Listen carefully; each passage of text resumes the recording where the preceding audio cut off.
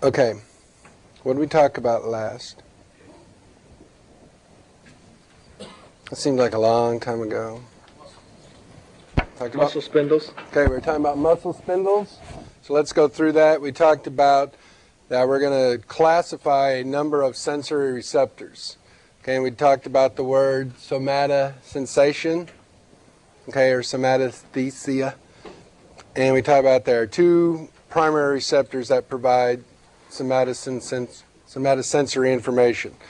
And one of those classes of receptors were cutaneous receptors, or receptors in the skin, and the other are proprioceptors.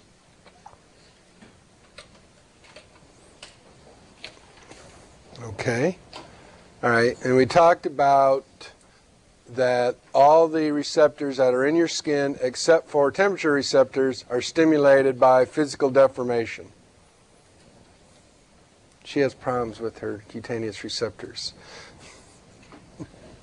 Were you actually touching her? Yeah, okay. Okay.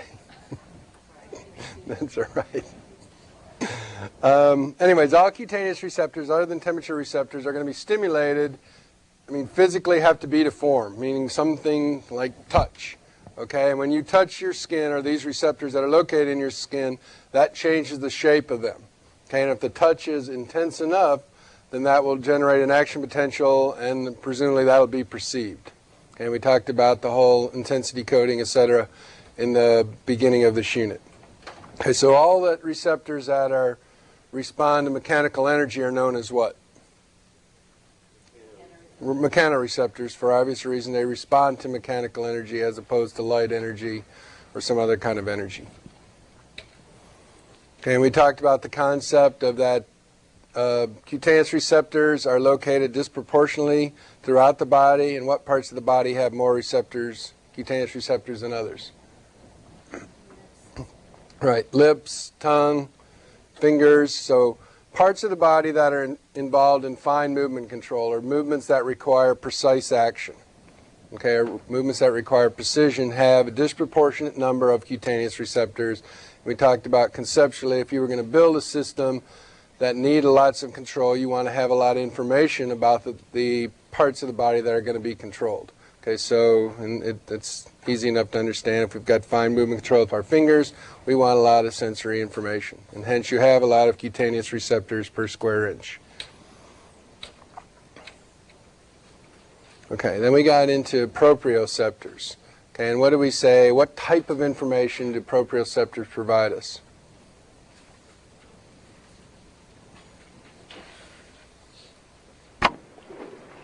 Provides you with information about your body in space, right, and in relation to other limbs as well. Okay, so information about where your body is in space, that usually means relative to gravity, and where one part of your body is relative to another part. Okay, so where body parts are relative to other body parts, and that's considered proprioceptive information.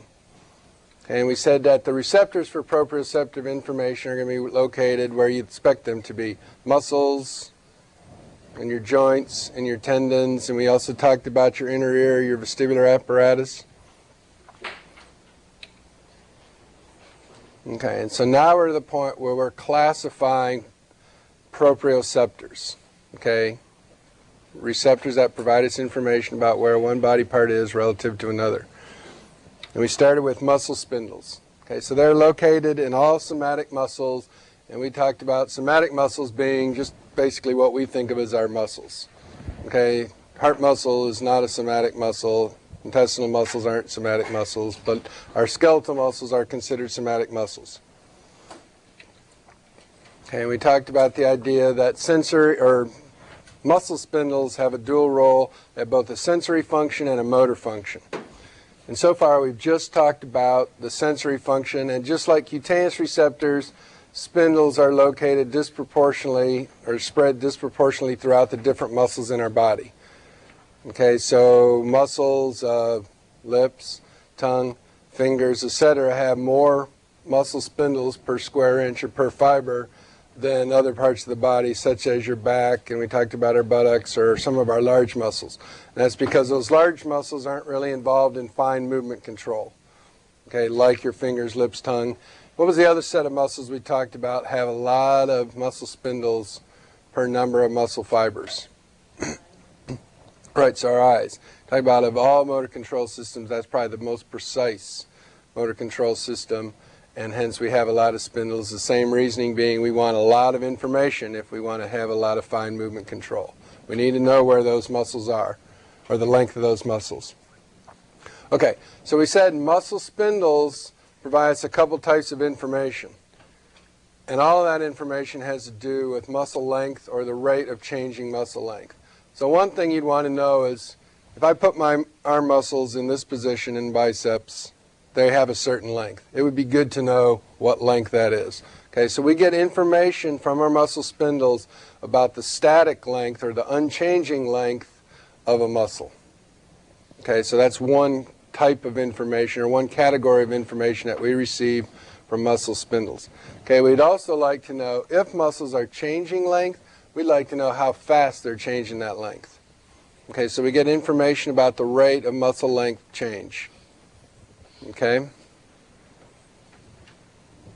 So that's, I mean, for us, that'll probably be the two primary types of information we're gaining from spindles. Now, why are spindles in a position to detect changes in length? What feature do they have, or what characteristic do they have that make them perfectly positioned to detect changes in muscle length? They're parallel to the muscle fibers. Right, so they are arranged in parallel to the muscle fibers. Okay, so just a quick review. We talked about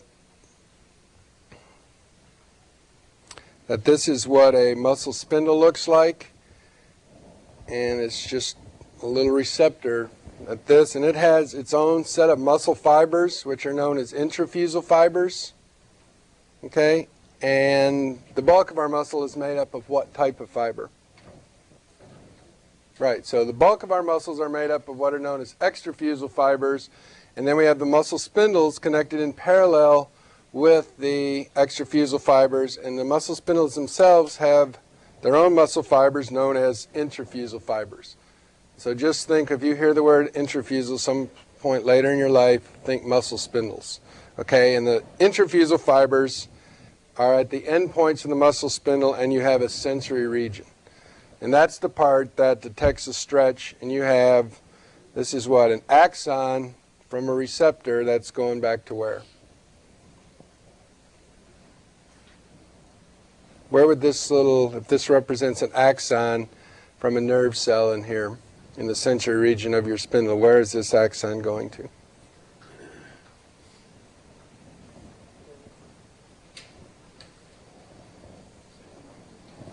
Pardon me?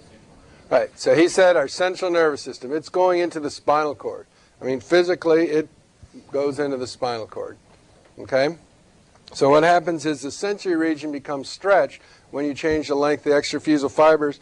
That'll generate an action potential. That action potential goes into the spinal cord, and that information essentially is what? I'm being stretched. That's what the muscle spindle is telling the central nervous system at the level of the spinal cord.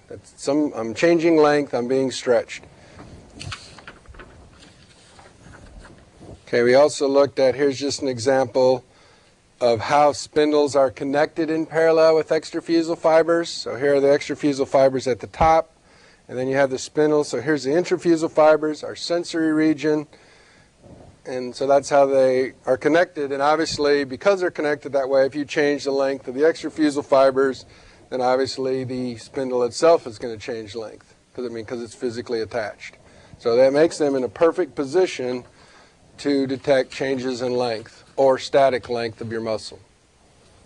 Okay? And we talked about all of that should help you know where your limbs are in space. I mean, if my bicep is at a certain length, that also is associated with what? As it relates to telling me where these two segments are in space. This muscle length here is associated with what? A particular joint angle.